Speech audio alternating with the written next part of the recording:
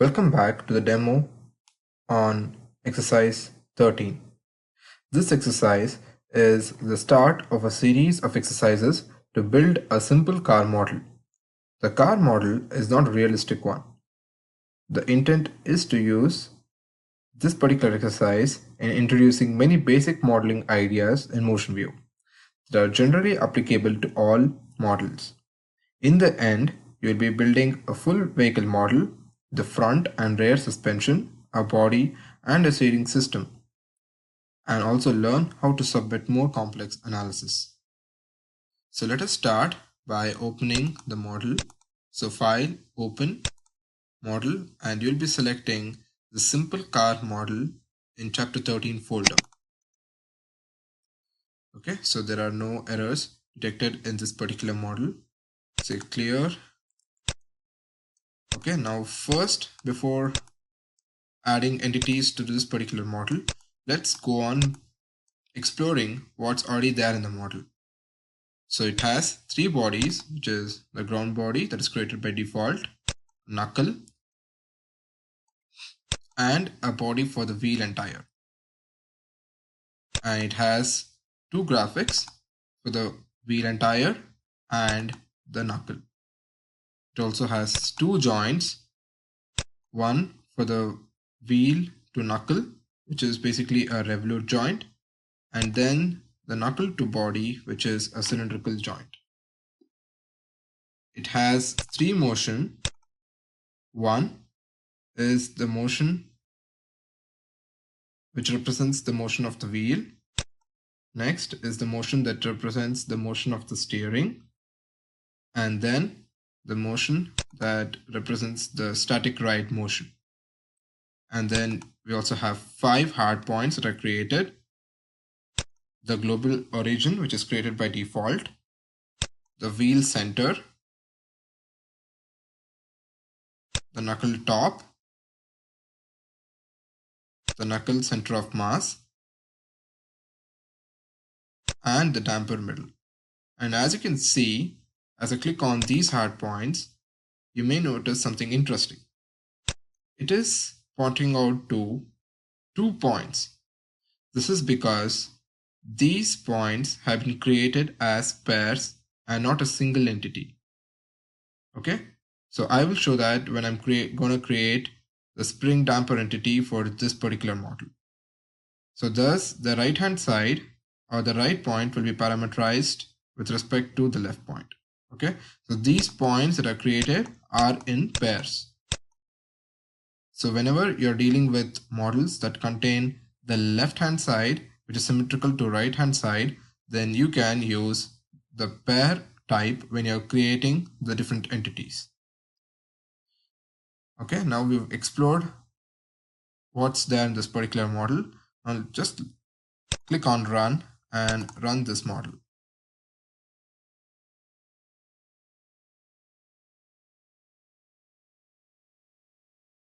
Okay, let's go to results.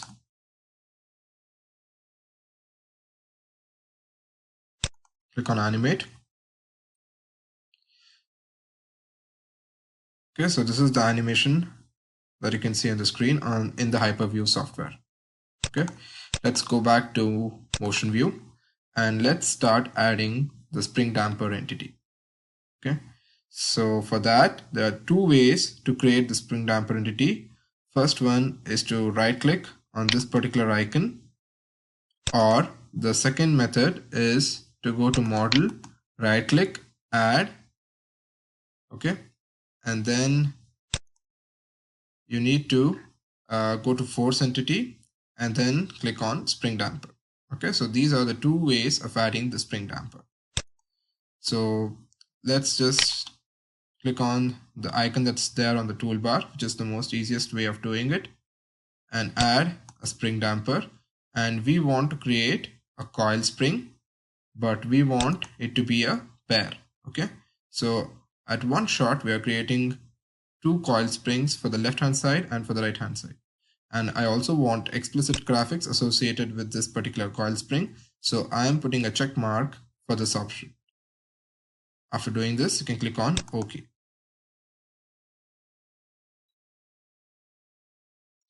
Now you need to specify body 1, which is the ground body, and the body 2, which is the knuckle, and then the point 1, which will be the knuckle top, which is nothing but this point, and the point 2 is the knuckle center of mass, which is this. So you can see that the coil spring is now created along with its explicit graphics. And I want to make sure that I put a check mark on this particular option, which is symmetric properties. And when I click on this, I get this particular set symmetry dialog box, which asks which side should be the master side. So I can either click on the left or the right, but for now I'll be clicking on the left option. Okay, so whatever properties you apply on the left hand side will get automatically applied to the right hand side too. Okay, so now let's go to properties. So you need to specify the stiffness and the damping ratio for this spring damper. So let's give a value of 100 for the stiffness and say 10 for the damping ratio. Okay, and you can click on the preload tab and you can see that a default value for the free length is already defined here based on the starting point and the ending point of this coil spring. Now what we're going to do is we're going to modify the graphics for this particular coil spring. For that, I will go to the graphic that's been created. Okay, and please know that whatever changes now I do to this radius of this particular spring and also the visualization is just for the sake of visualization. It is not going to affect anything during your model building process. Okay, so here the number of coils or the radius of this particular spring, if I change, it will be just for the sake of visualization. It's not going to alter anything during your model building process. So please keep in mind and don't get confused. Okay, so this is just to make the components or the entities look more prominent. So I'll be changing this value from 35 to 70. You can see that if I just change it for the left hand side, the right hand side also changes automatically. Okay, and just for the sake of visualization, let's select alloy for to change its color, and you can go to the right hand side and also click on alloy to change its color. Okay, so now that's the explicit graphics for the coil. Okay, now it's time to go ahead and create explicit graphics for the damper. Okay, so for that, let's go to the graphics option. Let's start giving meaningful names. Okay, let's call it damper top,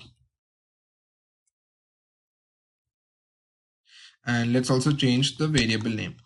And as I've mentioned multiple times earlier, the variable name can only be changed during the creation of a particular entity. So let me give the same name, damper top. Okay, and I want to create a pair, so I'll leave this type as it is, and I want the entity type to be a cylinder. Okay, and then I click on OK. Now I need to select the parent body, origin, and the direction for this graphic. So for this parent body, I'll be selecting the ground body, and for the origin or the starting point of this graphic or the cylinder, I'll be clicking on point and then selecting the knuckle top. Okay, and then for the direction, I'll be selecting damper middle and then click on OK. You can see that the small tiny cylinder is created now. Okay, so I want to increase the radius of that cylinder that's been created. So I will go to properties and change the radius from 10 mm to 60 mm. Okay, so that the graphic becomes more prominent. And the color, I want it to be like aluminum alloy. So I go to the left and right tabs and change it to aluminum alloy. But again, please remember that you're not changing anything in your modeling. It's just for the sake of visualization you're doing this. Now we've created a graphic for the damper top. Now let's also create a graphic for the damper bottom in the similar manner. So right click on this graphic option. Let's give meaningful names again. Damper bottom. Even here, the variable name should be changed to damper bottom. And I want the type to be pair and the entity type to be cylinder. So click on OK. So go to the connectivity tab. So here for the parent body, select knuckle. And for the starting point of this, select knuckle center of mass. And the ending point, select damper middle. Okay. So you can see that this cylinder is created now. Now again, let's change the properties from 10 mm to say like 40 mm. And the color, you can change it to aluminum alloy. Okay, for both the left hand side and the right hand side. Okay, now this is done. Now it's time to go ahead and create output for the spring. So there are two ways, as I mentioned earlier, to create the output. One is to right click on this particular icon, or you can go to the model browser, say add, and go to general MDL entity and then click on output. Okay, it's basically the same thing. And here I will call it spring damper force. Okay, spring damper force.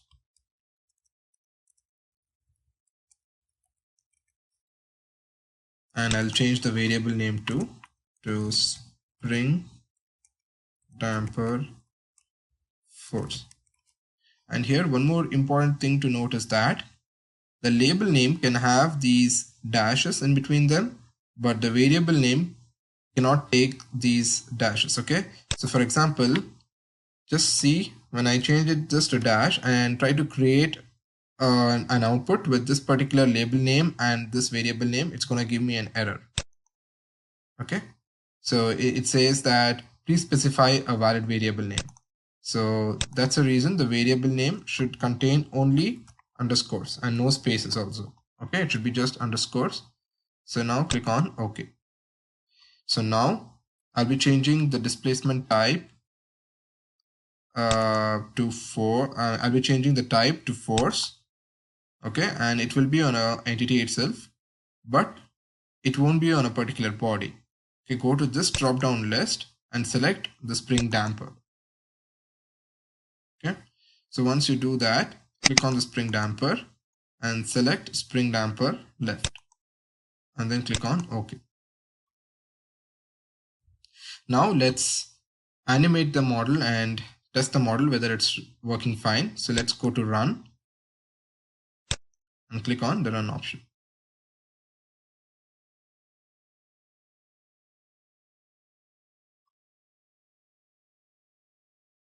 Okay, so you can close this and click on animate. So refresh. So this is your HyperView. So you can click on animate to see how this model works.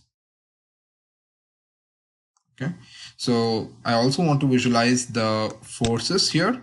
So what I can do is I can go to the vector option here and the result type should be force, and I want to display both the X, Y, and Z components, and go to the display tab. Here the size you can select by magnitude and you can give a particular value. So let's give it around like 0.02. Okay, and then say hit on apply and then click on animate.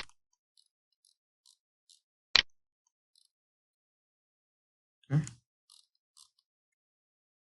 so you can see the forces, the force vector that's actually acting on this particular spring damper. Okay, so the animation looks fine. So let's go back to MotionView. Okay, Now we've come back to the MotionView graphical user interface. Now it's time to create a system from this model so that it can be reused later to create a simple vehicle. Okay, so here let's go and click on the model, right click and say add system or assembly. So you get this add system or assembly dialog box. You can click on system radio button and then click on next.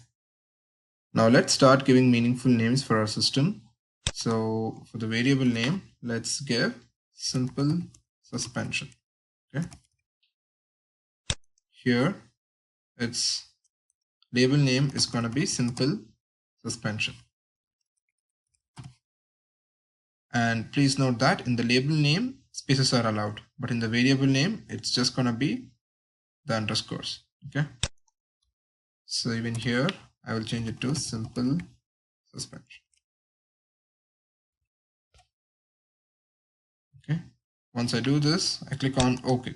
So you have this new subsystem that's created, which is simple suspension. Now what I'm going to do is cut and paste all that I've created in this model into the simple suspension. Okay, please take a look at this carefully. So I'll be selecting the bodies, the graphics, joints, motions, outputs, points, and the spring damper. Okay, so and then I'm going to say right click, cut, and I'm going to click on this, right click, and I'll say paste. Okay, it's that simple. So all those entities that I created in the parent model, I've basically cut those and I've pasted it in the simple suspension subsystem. Okay, so you can see that all the required graphics, joints, motions, okay, outputs, the spring dampers, all that they have been successfully pasted into the simple suspension system. Now let's go ahead and run this particular subsystem to see if it works correctly. So let me save this as simple simple suspension system. Okay.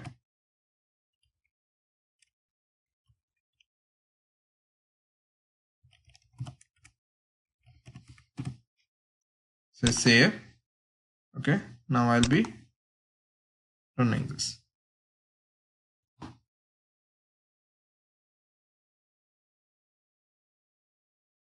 Okay, it's completed. So click on animate. It launches HyperView. Yes, it does work in the correct manner. Okay. So you can pause this.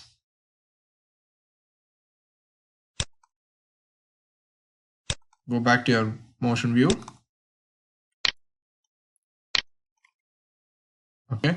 Now what we need to do is we need to export this particular system for our future views. Okay. So for this, click on the Import Export tab and then click on the Export option. Okay. And then select the file. So you'll give a file name, call it simple suspension system. So that's been already created. So go to all files and it's basically the simple suspension system.mdl. Okay, it's not here. So okay, let's do one thing. Go here and create that simple suspension system.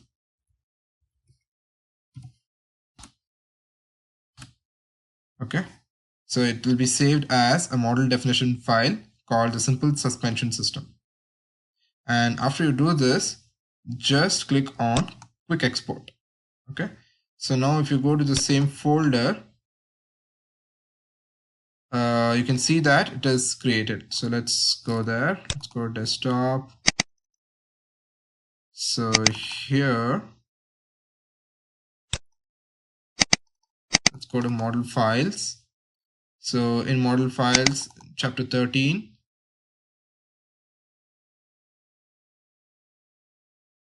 Okay, you can see that the simple suspension system.mdl has been created.